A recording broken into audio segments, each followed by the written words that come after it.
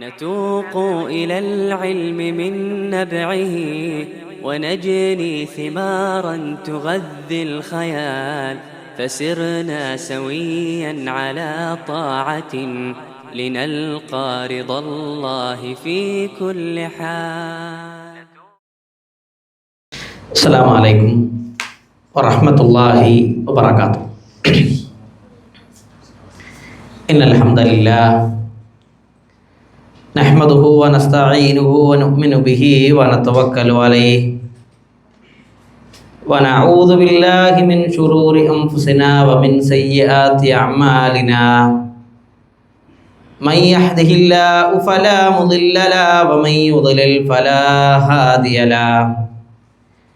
أشهد أن لا إله إلا الله وحده لا شريك له وأشهد أن محمدًا عبده ورسوله أرسله بالهدى ودين الحق ليظهره على الدين كله ولو كره المشركون.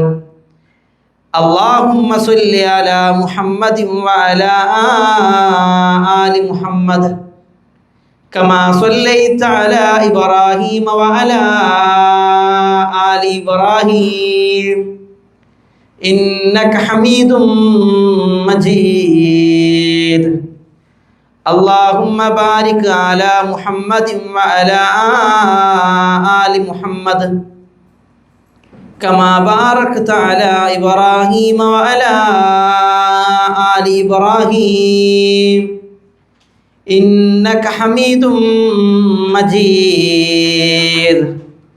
أما بعد فإن خير الكلام كلام الله وخير الهدي هدي محمد صلى الله عليه وسلم وشر الأمور محدثاتها وكل محدثة بدعة وكل بدعة ضلالة وكل ضلالة في النار. أعوذ بالله من الشيطان الرجيم.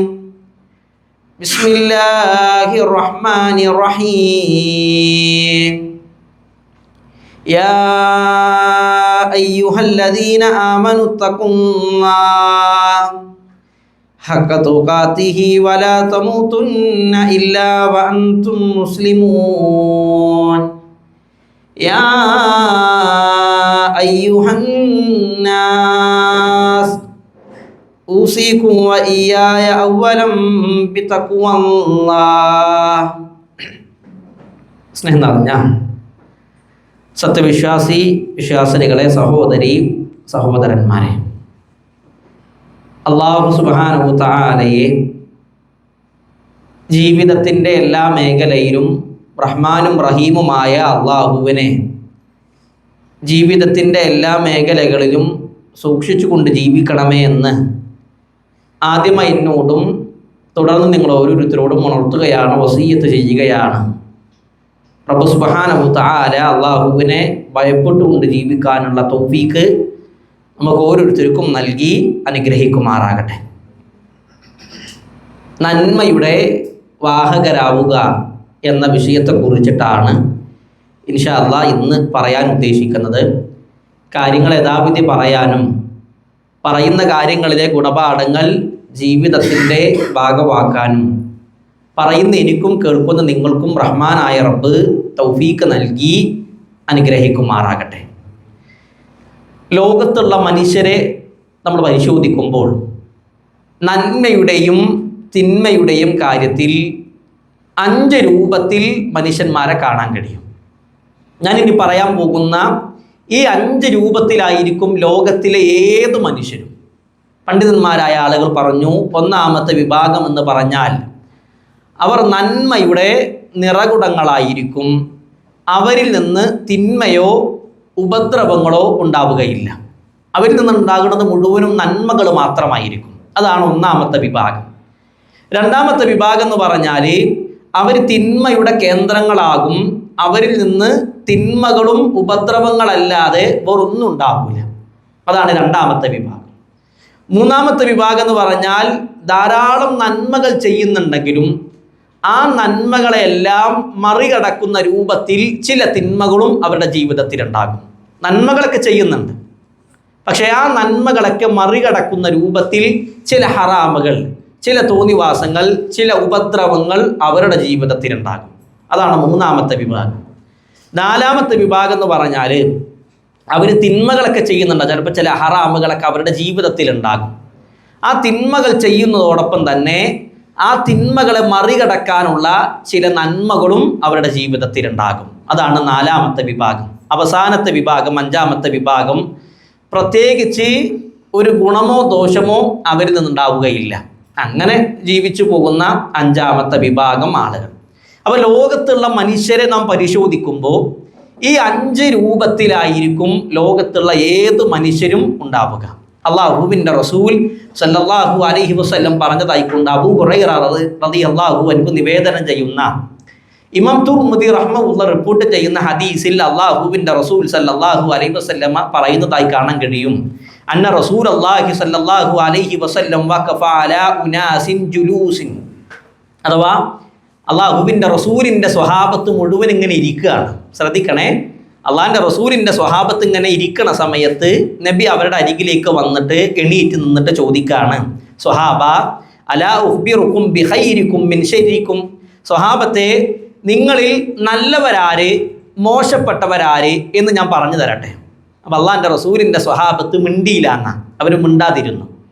രണ്ടാമത് വീണ്ടും പ്രവാചകൻ ചോദിച്ചു, സ്വഹാബത്തെ നിങ്ങളുടെ കൂട്ടത്തിൽ നല്ലവരാര് മോശപ്പെട്ടവരാര് ഞാൻ പറഞ്ഞു തരട്ടെ. അപ്പോഴും സ്വഹാബത്ത് മിണ്ടിയില്ല. മൂന്നാമത്തെ പ്രാവശ്യം ഇതേ ചോദ്യം ചോദിച്ചു. അപ്പോൾ ആ കൂട്ടത്തിൽ ഫഖാല റജുലുൻ, ഒരാൾ എണീച്ചിട്ട് പറയാണ്, ബലാ യാ റസൂലല്ലാഹ്, അള്ളാഹുവിൻ്റെ റസൂലെ നിങ്ങൾ പറഞ്ഞു തരണം, അഖ്ബിർനാ ബിഖൈരിനാ മിൻ ശർരിനാ, ഞങ്ങളുടെ കൂട്ടത്തിലെ നല്ല ആളുകളും ഞങ്ങളുടെ കൂട്ടത്തിലെ മോശപ്പെട്ട ആളുകളും ആരാണ് പ്രവാചകരെ? അപ്പോൾ അള്ളാഹുവിൻ്റെ റസൂൽ സല്ലല്ലാഹു അലൈഹി വസല്ലം നല്ല ആളുകൾ ആര്, മോശപ്പെട്ട ആളുകൾ ആര്, അത് പ്രവാചകൻ അവിടെ വെച്ച് പഠിപ്പിച്ചു കൊടുക്കുകയാണ്. ആരാണ് നല്ല ആളുകൾ എന്ന് പറഞ്ഞാൽ, ഖൈറുക്കും മയുർജാ ഖൈറുഹു വയുഅ്മനു ശർറുഹു, നിങ്ങളിൽ ഏറ്റവും നല്ലവരെന്ന് പറഞ്ഞാൽ അവനെ കൊണ്ട് മറ്റുള്ള ആളുകൾക്ക് നന്മയേ ഉണ്ടാവുകയുള്ളൂ. അവനെ കൊണ്ട് മറ്റുള്ള ആളുകൾക്ക് അവരിൽ നിന്ന് എന്തില്ല, ഒരു ഉപദ്രവം ഉണ്ടാവുകയില്ല. അതാണ് നിങ്ങളുടെ കൂട്ടത്തിൽ ഏറ്റവും ഖൈറായ വ്യക്തി എന്ന് പറഞ്ഞാൽ. എന്നാൽ നിങ്ങളുടെ കൂട്ടത്തിൽ ഏറ്റവും മോശപ്പെട്ട വ്യക്തി, വശർറുക്കും മൻ ലാ യുർജാ ഖൈറുഹു വലാ യുഅ്മനു ശർറുഹു, നിങ്ങളിൽ ഏറ്റവും മോശപ്പെട്ടവരെന്ന് പറഞ്ഞാൽ അവരിൽ മറ്റുള്ള ആളുകൾക്ക് ഒരു നന്മ ഉണ്ടാവില്ല. അവരിൽ നിന്നുണ്ടാകുന്നത് മുഴുവനും ഉപദ്രവങ്ങളായിരിക്കും. അവരിൽ നിന്നുണ്ടാകുന്നത് മുഴുവനും ഷർറുകൾ, ഹറാമുകൾ, അല്ലെങ്കിൽ അവൻ്റെ കൂടെ ഇരിക്കുമ്പോൾ ദുഷിച്ച ചിന്തകൾ മാത്രമായിരിക്കും ഉണ്ടാകുക. ഇങ്ങനെ 2 വിഭാഗം ആളുകളെ അള്ളാഹുവിൻ്റെ റസൂൽ സല്ലല്ലാഹു അലൈഹി വസല്ലമ വേർതിരിക്കുക, നന്മയുടെ ആളുകളെയും തിന്മയുടെ ആളുകളെയും. അതേപോലെ തന്നെ നബി സല്ലല്ലാഹു അലൈഹി വസല്ലം പറയുന്ന മറ്റൊരു ഹദീസിൽ പ്രവാചകൻ സല്ലല്ലാഹു അലൈഹി വസല്ലം പറയാണ്, സ്വഹാബ ഇന്ന മിനൻ നാസി മഫാതീഹ ലിൽ ഖൈരി. സ്വഹാബത്തെ, ജനങ്ങളുടെ കൂട്ടത്തിൽ നന്മയുടെ താക്കോലുകളായ ചില ആളുകളുണ്ട്. മഗാലികുൽ ശർരി, തിന്മയുടെ പൂട്ടുകളുമാണ്. അവർ നന്മയുടെ താക്കോലാണ്, അതേപോലെ തന്നെ തിന്മയുടെ പൂട്ടുകളാണ്. നന്മയുടെ പുറകെ പോകുന്ന, നന്മയുടെ വാഹകരായ, നന്മയുടെ വക്താക്കളായ ആളുകളാണ്. അവർ തിന്മയെ താഴിട്ട് പൂട്ടുന്ന ആളുകളാണ്. എന്നാൽ ആ ഹദീസിനോട് ചേർത്തി അള്ളാഹുവിൻ്റെ റസൂൽ സല്ലല്ലാഹു അലൈഹി വസല്ലം പറഞ്ഞു, വ ഇന്ന മിനൻ നാസി മഫാതീഹു ലിൽ ശർരി മഗാലികു ലിൽ ഖൈരി. എന്നാൽ ജനങ്ങളിൽ വേറൊരു വിഭാഗം ആളുകളുണ്ട്, അവർ തിന്മയുടെ താക്കോലുകളാണ്. എല്ലാ ഹറാമുകളും അവരുടെ ജീവിതത്തിൽ ഉണ്ടാകും. എല്ലാ തിന്മകൾക്കും മുമ്പിൽ അവരുണ്ടാകും. അവർക്ക് ഹറാമുകൾ ചെയ്യാനാണ് ഇമ്പമുണ്ടാവുക. അങ്ങനെ തിന്മയുടെ താക്കോലുകളായ, നന്മയുടെ പൂട്ടുകളായ ചില ആളുകളുണ്ട്. എന്നിട്ട് അള്ളാഹുവിൻ്റെ റസൂൽ സല്ലല്ലാഹു അലൈഹി വസല്ലം പറയാണ്, ഫതൂബ ലിമൻ ജഅലല്ലാഹു മഫാതീഹൽ ഖൈരി അലാ യദൈഹി. ആരുടെ കയ്യിലാണോ അള്ളാഹു നന്മയുടെ താക്കോല് നൽകിയത് അവന് സ്വർഗം കൊണ്ട് മംഗളം, അവൻ ആശീർവാദം എന്ന് റസൂലുള്ളാഹി സല്ലല്ലാഹു അലൈഹി വസല്ലം പറഞ്ഞു. അഥവാ നന്മയുടെ വാഹകരായി, നന്മയുടെ വക്താക്കളായി, നന്മയുടെ താക്കോലുകളായി കൊണ്ട് ഒരാൾക്ക് മാറാൻ കഴിഞ്ഞാൽ അവന് സ്വർഗം കൊണ്ട് മംഗളം. നബി സല്ലല്ലാഹു അലൈഹി വസല്ലം പറഞ്ഞു, വവൈലുൻ ലിമൻ ജഅലല്ലാഹു മഫാതീഹ ശർരി അലാ യദൈഹി. തിന്മയുടെ താക്കോലുകളായിക്കൊണ്ട് ആരാണോ മാറുന്നത് അവന് വൈലാണ് എന്നാണ്. ശരിക്കും വൈലുൻ എന്ന് പറഞ്ഞാൽ നാശം എന്നും അർത്ഥമുണ്ട്. നരകത്തിലെ ഒരു താഴ്വാരത്തിൻ്റെ പേരാണ് വൈലുൻ എന്നും നമുക്ക് ഹദീസിൽ കാണാൻ കഴിയും. അപ്പം ഇതിനെ വിശദീകരിച്ച് പണ്ഡിതന്മാർ പറയാണ്, ഒരു മനുഷ്യൻ നന്മയുടെ വാഹകരായിക്കൊണ്ട് നന്മയുടെ താക്കോലായിക്കൊണ്ട് മാറുകയാണെങ്കിൽ അവന് സ്വർഗം കൊണ്ട് മംഗളം. ഒരാൾ തിന്മയുടെ താക്കോലായിക്കൊണ്ട് തിന്മയുടെ പ്രവർത്തനങ്ങളാണോ അവൻ്റെ പക്കലുള്ളത്, അവനെ നാളെ കാത്തിരിക്കുന്നത് അള്ളാഹുവിൻ്റെ വയിലാണ് എന്ന രൂപത്തിൽ പണ്ഡിതന്മാർ ഇതിനെ വിശദീകരിച്ചു. ഈ ഹദീസ് റിപ്പോർട്ട് ചെയ്യുന്നത് മഹാനായ സ്വഹാബി അനസ് ബിൻ മാലിക് റളിയല്ലാഹു അൻഹു ആണ്. ഈ ഹദീസ് അദ്ദേഹം പറഞ്ഞിട്ട് അതിനോട് ചേർത്തി പറഞ്ഞ ഒരു വാക്കുണ്ട്, ഇന്ന സാബിത്തൽ ബുനാനി മിൻ മഫാതീഹിൽ ഖൈരി. സാബിത്തുൽ ബുനാൻ എന്ന് പറയുന്ന വ്യക്തി നന്മയുടെ താക്കോലാണ്. സാബിത്തുൽ ബുനാൻ എന്ന് പറയുന്ന വ്യക്തി നന്മയുടെ താക്കോലാണ്. ആരാ സാബിത്തുൽ ബുനാൻ എന്ന് പറഞ്ഞാൽ? അദ്ദേഹം താബിഈ പണ്ഡിതനാണ്. അദ്ദേഹത്തെക്കുറിച്ച് മുഹദ്ദിസുകൾ പറയുന്നത് ഇമാമൻ മുഅല്ലിമൻ നാസിഹൻ മുർഷിദൻ. അദ്ദേഹം ഇമാമായിരുന്നു, ആളുകൾക്ക് ഗുണകാംക്ഷയുള്ള പണ്ഡിതനായിരുന്നു, ആലിമായിരുന്നു, ആളുകളെ നേർമാർഗത്തിലേക്ക് നയിക്കുന്ന ഗുണകാംക്ഷിയായിരുന്നു. അങ്ങേയറ്റം വിനയമുള്ള, ദീനുള്ള, ദുനിയാവിനോട് വിരക്തിയുള്ള ഒരു പണ്ഡിതനായിരുന്നു സാബിത്തുൽ ബുനാൻ എന്ന് പറയുന്ന താബിഈ പണ്ഡിതൻ. ആ താബിഈ പണ്ഡിതനെ കുറിച്ച് അനസ് ബിൻ മാലിക് അള്ളാഹുവിൻ്റെ റസൂൽ സല്ലല്ലാഹു അലൈഹി വസല്ലമയുടെ ഖാദിമുർ റസൂൽ, പ്രവാചകന് ഖിദ്മത്ത് ചെയ്ത സഹാബിയാണ് അനസ് റളിയല്ലാഹു അൻഹു. സ്വഹാബിമാരുടെ കൂട്ടത്തിൽ ഏറ്റവും കൂടുതൽ ഹദീസ് റിപ്പോർട്ട് ചെയ്തത് അബൂ ഹുറൈറ റളിയല്ലാഹു അൻഹു ആണ്. അതിനുശേഷം പിന്നീട് അബ്ദുല്ലാഹി ഇബ്നു ഉമർ റളിയല്ലാഹു അൻഹു ആണ്. അതിനുശേഷം സ്വഹാബിമാരുടെ കൂട്ടത്തിൽ ഏറ്റവും കൂടുതൽ ഹദീസ് റിപ്പോർട്ട് ചെയ്തത് 2286 ഹദീസ് റിപ്പോർട്ട് ചെയ്ത സ്വഹാബി അനസ് ബിൻ മാലിക് റളിയല്ലാഹു അൻഹു ആണ്. ആ സ്വഹാബിയാണ് പറയുന്നത്, അദ്ദേഹത്തിന് ശേഷം വന്ന സാബിത്തുൽ ബുനാൻ എന്ന് പറയുന്ന വ്യക്തി നന്മയുടെ താക്കോലാണ്. നമ്മൾ ഈ ചരിത്രത്തിൽ നിന്ന് നമുക്ക് കിട്ടുന്ന പാഠം എന്താണെന്നറിയോ? നമ്മളെക്കുറിച്ച് മറ്റുള്ള ആളുകൾ പറയുന്നുണ്ടോ നമ്മൾ നന്മയുടെ താക്കോലാണെന്ന്?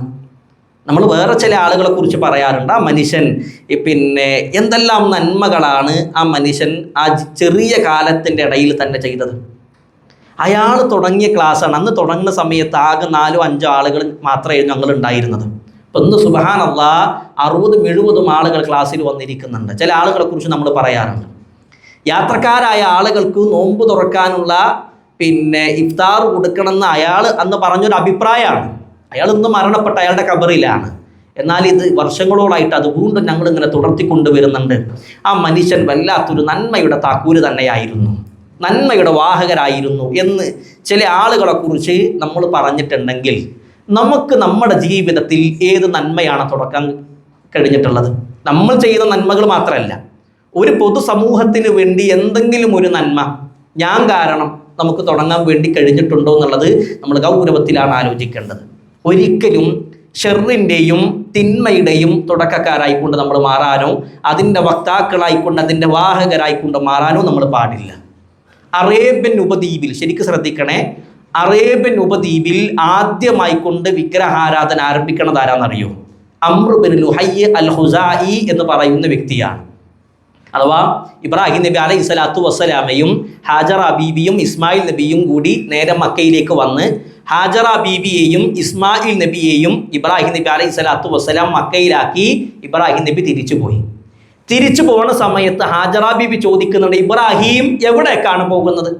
എന്നെയും മകനെയും ഈ മരുഭൂമിയിൽ ഒറ്റക്കാക്കി ആ വന്ന് മക്ക പ്രദേശത്ത് ഒരാളുമില്ല, ഞങ്ങളെ 2 പേരെയും ഒറ്റക്കാക്കി ഇബ്രാഹിം നിങ്ങൾ എവിടേക്കാണ് പോകുന്നത്? ഇബ്രാഹിം നബി ഒന്നും മിണ്ടണില്ല. അള്ളാഹിൻ്റെ കൽപ്പനയാണ് തിരിച്ചു പോകണം എന്നുള്ളത്. ഇബ്രാഹിം നബി അലൈഹി സ്വലാത്തു വസ്സലാം ഇങ്ങനെ നടന്നുപോയി അവസാനം ഒരു മലൻ്റെ മുകളിലെത്തി, ഒരു കുന്നിൻ്റെ മുകളിലെത്തി. ആ കുന്ന് താഴേക്ക് ഇറങ്ങിയാൽ പിന്നെ ഇബ്രാഹിം നബിനെ കാണൂല.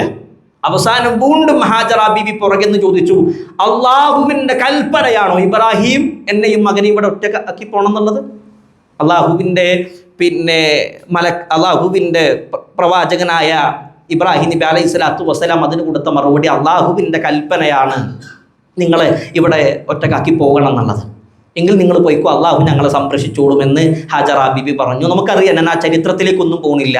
അവർ പോയി, പിന്നീട് കയ്യിലുള്ള ഭക്ഷണം കഴിഞ്ഞു, സംസം വെള്ളം കിട്ടി.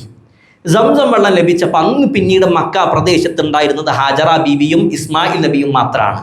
ആ സമയത്താണ് അവിടേക്ക് ജുർഹും ഗോത്രം വരുന്നത്. അറബികൾക്കൊരു ശൈലി ഉണ്ട്, അറബികളുടെ ഒരു രീതിയാണ്, എവിടെയാണോ വെള്ളമുള്ളത് അവിടെ വന്ന് അവർ താമസിക്കും. എന്നിട്ട് ആ വെള്ളം എപ്പോഴാണോ കഴിയണത് അപ്പോൾ എന്ത് ചെയ്യും? കുടുംബസമേതം മറ്റൊരു നാട്ടിലേക്ക് പോകും. അത് അവരുടെ ഒരു രീതിയായിരുന്നു. നമ്മുടെ നാട്ടിലെ പോലെ എല്ലാ ഭാഗത്തുനിന്നും വെള്ളം കിട്ടുന്നൊരു രീതി അന്ന് ഉണ്ടായിരുന്നില്ല. അപ്പോൾ ജുർഹും ഗോത്രം വന്ന് ഹാജറ ബീബിനോട് ചോദിക്കുകയാണ്, സംസം വെള്ളം വറ്റണില്ല, സുദീർഘമായിക്കൊണ്ട് സുലഭമായിക്കൊണ്ട് അവർക്ക് ലഭിക്കുകയാണ്, ഞങ്ങളിവിടെ താമസിക്കട്ടെ. അവർ അനുവാദം കൊടുത്തു. പിന്നീട് ഇസ്മായിൽ നബി അലൈഹി സ്വലാത്തു വസ്സലാം വളരുന്നത് ഈ ജുർഹും ഗോത്രത്തിലാണ്. അദ്ദേഹം യുവാവായപ്പോൾ ഈ ജുർഹും ഗോത്രത്തിലെ ഒരു പെണ്ണിനെയാണ് അദ്ദേഹം വിവാഹം കഴിക്കുന്നത്. അങ്ങനെ ഒരു ബന്ധമുണ്ട്. പിന്നെ ഇസ്മായിൽ നബിൻ്റെയും ഹാജറ ബീവിൻ്റെ ഒക്കെ കാലഘട്ടത്തിന് ശേഷം മക്കയുടെ അധികാരം എന്ത് ചെയ്തു? ജുർഹും ഗോത്രത്തിൻ്റെ കയ്യിലേക്ക് ലഭിച്ചു. ജുർഹും ഗോത്രം പിന്നീട് ഏറ്റവും മോശപ്പെട്ട ആളുകളായി മാറി. ഹജ്ജിന് വരുന്ന ഹാജിമാരുടെ സമ്പത്ത് മോഷ്ടിക്കുന്ന രൂപത്തിലേക്ക് വരെ അവർ മാറി. ആ സമയത്താണ് സംസം വെള്ളം ഒരു സമയത്ത് വറ്റിപ്പോകുന്നുണ്ട്. ഇവരുടെ തിന്മയുടെ അക്രമത്താൽ ആ കാലഘട്ടത്തിലായിരുന്നു സംസം വെള്ളം വറ്റിപ്പോയിട്ടുണ്ട് ഒരു സമയത്ത്. അപ്പം അത്രത്തോളം മോശപ്പെട്ട ആളുകളാണ് ജുർഹും ഗോത്രം. അപ്പോൾ ഇവിടെ ഇങ്ങനെ വെള്ളം കണ്ടപ്പോൾ ജുർഹും ഗോത്രത്തോട് ഹുസാ ഗോത്രത്തിലെ ചില ആളുകൾ വന്ന് ചോദിച്ചു, ഞങ്ങൾ ഇവിടെ താമസിക്കട്ടെ. അപ്പോൾ ജുർഹും ഗോത്രം പറഞ്ഞു പറ്റൂല. അവസാനം അത് യുദ്ധമായി. ജുർഹും ഗോത്രം ഹുസാ ഗോത്രം യുദ്ധം നടന്നു. ആ യുദ്ധത്തിൽ വിജയിക്കുന്നത് ഹുസാ ഗോത്രമാണ്. പിന്നീട് മക്കയുടെ അധികാരം ഹുസാ ഗോത്രത്തിൻ്റെ കയ്യിൽ കിട്ടി. ഈ ഹുസാ ഗോത്രത്തിൽപ്പെട്ട വ്യക്തിയാണ് അംർ ബിൻ ലുഹൈ എന്ന് പറയുന്ന വ്യക്തി. ഇയാൾ ഒരിക്കൽ ഷാമിലേക്ക് പോയി. ഷാമിൽ പോയ സമയത്ത് അവിടെ ഉണ്ടായിരുന്ന ആളുകൾ ഒരു വിഗ്രഹത്തെ ആരാധിക്കുന്നത് കാണാണ്. ആ വിഗ്രഹത്തിൻ്റെ പേരാണ് ഹുബിലെ എന്ന് പറയുന്ന വിഗ്രഹം. ആ വിഗ്രഹത്തെ ആരാധിക്കുന്നതും അതിൽ ആകൃഷ്ടനായിക്കൊണ്ട് അയാൾ ഷാമിൽ നിന്ന് തിരിച്ചു വരുന്ന സമയത്ത് ആദ്യമായിക്കൊണ്ട് വാങ്ങിക്കൊടുന്ന വിഗ്രഹമാണ് ഹുബിലെ എന്ന് പറയുന്ന വിഗ്രഹം. അദ്ദേഹം നേരെ കൊണ്ടുവന്ന് മക്കയിൽ അതിനെ സ്ഥാപിച്ചു. പിന്നീടാണ് മക്കയിൽ എന്ത് ചെയ്യണത്? വിഗ്രഹ ആരാധന തുടങ്ങുന്നത്. അപ്പോൾ പിന്നെ ജസീറത്തിൽ അറബിൽ ആദ്യമായിക്കൊണ്ട് വിഗ്രഹ ആരാധന ആരംഭിച്ച അംർ ബിൻ ലുഹൈ എന്ന് പറയുന്ന വ്യക്തിക്ക് നാളെ പരലോകത്ത് ലഭിക്കുന്ന ശിക്ഷ എന്ന് പറഞ്ഞാൽ അള്ളാഹുവിൻ്റെ റസൂൽ സല്ലല്ലാഹു അലൈഹി വസല്ലം പറയുന്നുണ്ട്, അയാളെ നരകത്തിൽ ഇങ്ങനെ വലിച്ചടക്കണത് ഞാൻ കണ്ടിട്ടുണ്ടെന്ന് റസൂലുള്ളാഹി സല്ലല്ലാഹു അലൈഹി വസല്ലം പറഞ്ഞതായി കാണാൻ കഴിയും. ഞാൻ പറഞ്ഞു വന്നത്, നമ്മൾ നന്മയുടെ താക്കൂലുകളാകണം. ഒരിക്കലും ഒരു ഷിർക്കിൻ്റെ, ബിദ്അത്തിൻ്റെ, തിന്മയുടെ, ഹറാമിൻ്റെ വക്താക്കളായിക്കൊണ്ട് മാറാനോ അതിൻ്റെ വാഹകരായിക്കൊണ്ട് മാറാനോ നമ്മൾ പാടില്ല. ഇബ്നുൽ ഖയ്യിം റഹ്മഹുല്ലാഹ് പറയാണ്, എല്ലാത്തിനും താക്കൂലുകളുണ്ട്. മിഫ്താഹു സലാത്തി ഹുവ ത്വഹാറ. നിസ്കാരത്തിൻ്റെ താക്കൂൽ എന്ന് പറഞ്ഞാൽ അത് ത്വഹാറത്താണ്, ശുദ്ധിയാണ്. ഹജ്ജിൻ്റെ താക്കൂൽ എന്ന് പറഞ്ഞാൽ അത് ഇഹ്റാമിൽ പ്രവേശിക്കലാണ്. പുണ്യത്തിൻ്റെ താക്കൂൽ എന്ന് പറഞ്ഞാൽ അത് സത്യസന്ധതയാണ്. ഒരാൾക്ക് അറിവ് ലഭിക്കുന്നത് എപ്പോഴാണ്? നല്ല നല്ല ചോദ്യങ്ങൾ ചോദിക്കുമ്പോഴാണ്. അതാണ് അതിൻ്റെ താക്കോല്. എന്നിട്ട് പറഞ്ഞ് അദ്ദേഹം പറഞ്ഞൊരു മനോഹരമായൊരു വാക്കാണ്, സ്വർഗത്തിൻ്റെ താക്കോൽ എന്ന് പറഞ്ഞാൽ തൗഹീദാണ്. സ്വർഗത്തിൻ്റെ താക്കോൽ എന്ന് പറഞ്ഞാൽ ലാ ഇലാഹ ഇല്ലല്ലാഹ് എന്നുള്ളതാണ്. അതുകൊണ്ട് ഞാൻ പറഞ്ഞു വന്ന വിഷയം, നമ്മളൊക്കെ നന്മയുടെ താക്കോലുകളായിക്കൊണ്ട് മാറണം. എന്നിട്ട് ഇതിനോട് ചേർത്തി ഇബ്നുൽ ഖയ്യിം റഹ്മഹുല്ലാഹ് പറയാണ്, നന്മക്ക് താക്കോലുള്ളത് പോലെ തന്നെയാണ് തിന്മക്കും താക്കോലുകളുണ്ട്. ഷിർക്കിനും കുഫ്റിനും കിബ്റിനും ഇഅ്റാദിനും ഗഫ്ലത്തിനൊക്കെ താക്കൂലുകളുണ്ട്. അതൊക്കെ തിന്മയുടെ താക്കൂലുകളാണ്. അഥവാ അവിശ്വാസവും അഹങ്കാരവും ഒരാൾ ദീനിൽ നിന്ന് വിഘടിച്ച് നിൽക്കലും അശ്രദ്ധമായിക്കൊണ്ട് ജീവിക്കൽ, ഇതൊക്കെ പറഞ്ഞാൽ എന്താണ്? അത് തിന്മയുടെ താക്കോലാണ്. അള്ളാഹുവിൻ്റെ റസൂൽ സല്ലല്ലാഹു അലൈഹി വസല്ലം പറഞ്ഞു, ലാ തശ്റബുൽ ഖംറ, നിങ്ങൾ കള്ള് കുടിക്കാൻ പാടില്ല. അള്ളാഹിൻ്റെ റസൂലിൻ്റെ കൽപ്പനയാണ്, നിങ്ങൾ എന്ത് ചെയ്യാൻ പാടില്ല? കള്ള് കുടിക്കാൻ പാടില്ല. കാരണം കള്ളുകുടി എന്നുള്ളത് തിന്മയുടെ താക്കോലുകളാണ്, അല്ലെങ്കിൽ തിന്മയുടെ താക്കോലാണെന്ന് അള്ളാഹുവിൻ്റെ റസൂൽ സല്ലല്ലാഹു അലൈഹി വസല്ലം പറഞ്ഞിട്ടുണ്ട്. എല്ലാ തിന്മയുടെയും താക്കോലാണ് കള്ളുകുടി, മദ്യപാനം എന്നുള്ളത്. സാധാരണ ആളുകൾ പറയുന്നൊരു കഥ ഉണ്ട്. ഒരു മനുഷ്യനെ റൂമിൽ അടച്ചിട്ടു. ആ മനുഷ്യൻ ആ റൂമിൽ കയറിയ സമയത്ത് 3 കാര്യങ്ങൾ ആ റൂമിലുണ്ട്. 1, ആ റൂമിൽ സുന്ദരിയായ ഒരു പെണ്ണ് ആ റൂമിലുണ്ട്. 2, ഒരു കുട്ടി തൊട്ടപ്പുറത്ത് ഇരിക്കുന്നുണ്ട്. 3, ഒരു പാത്രത്തിൽ ഒരല്പം കള്ളുണ്ട്. ഈ മനുഷ്യനോട് പറഞ്ഞു, ഈ 3 കാര്യങ്ങളിൽ എന്തെങ്കിലും ഇയാൾ ഉപയോഗപ്പെടുത്തണം. ഒന്നല്ലെങ്കിൽ ആ സ്ത്രീയുമായി കൊണ്ട് വ്യഭിചാരത്തിൽ ഏർപ്പെടണം, ലൈംഗിക ബന്ധത്തിൽ ഏർപ്പെടണം. അതല്ലെങ്കിൽ അവിടെയുള്ള കുട്ടിയെ തൊട്ടപ്പുറത്തുള്ള കടാര കൊണ്ട് കുത്തിക്കൊല്ലണം.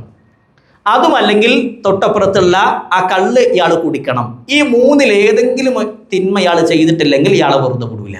അപ്പോൾ ഇയാൾ ഇങ്ങനെ ചിന്തിച്ചു എന്നാണ്. വ്യഭിചാരം അല്ലെങ്കിൽ ഒരു പെണ്ണുമായിക്കൊണ്ട് ലൈംഗിക ബന്ധത്തിൽ ഏർപ്പെടുക എന്ന് പറഞ്ഞാൽ അത് ഏറ്റവും വലിയ തിന്മയാണ്. അതൊരിക്കലും എൻ്റെ ജീവിതത്തിൽ ഉണ്ടാകാൻ പാടില്ല. പിന്നെ 2ാമത്തെ തിന്മ ഏതാണ്? ഒരു കുട്ടിനെ കടാര കൊണ്ട് കുത്തിക്കൊല്ലുക എന്നുള്ളതാണ്. കൊലപാതകവും വലിയ ഗൗരവമാണ്, അതും എൻ്റെ ജീവിതത്തിൽ ഉണ്ടാകാൻ പാടില്ല.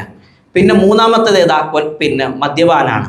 അപ്പോൾ ഈ ബാക്കിയുള്ള 2 തിന്മകൾ വെച്ച് നോക്കുമ്പോൾ കുറച്ചുകൂടിയും തിന്മ കുറവുള്ളത് അദ്ദേഹത്തിന് തോന്നിയത് ഏതാ? ഈ മദ്യപാനാണ്. ആ കള്ളെടുത്ത് ഇയാൾ കുടിച്ചു എന്നാണ്.